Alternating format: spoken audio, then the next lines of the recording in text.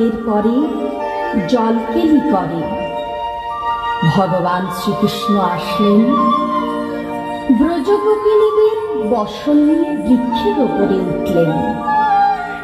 গোপিনীগণ বললেন, চতুর, লম্পট, সব, প্রবঞ্চক, দাও দাও, আমাদের বসন দাও, তোমার জন্য একটু ব্রত পূজাও করতে পারবো না। ভগবান বলছেন, তোমরা আমায় মন্দ বলছো কেন? দেখো, তোমরা না ডাকলে তো আমি আসি না, তোমরা ডেকেছ বলেই তো এসেছি।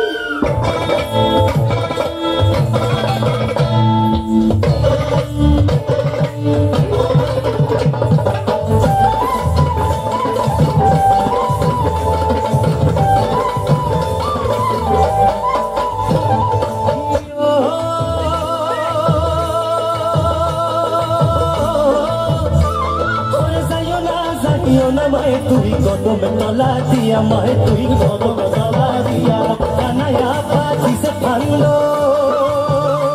হরে কানায়া পাতি সে ফান্দ রাধিকার লাগিয়া।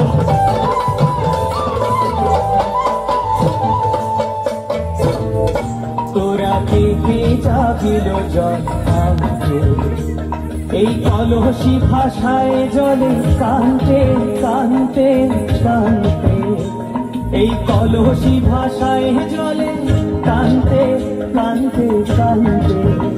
তোরা থেকে যাবি তোরা থেকে যাবি নুপুর হারায় পথে,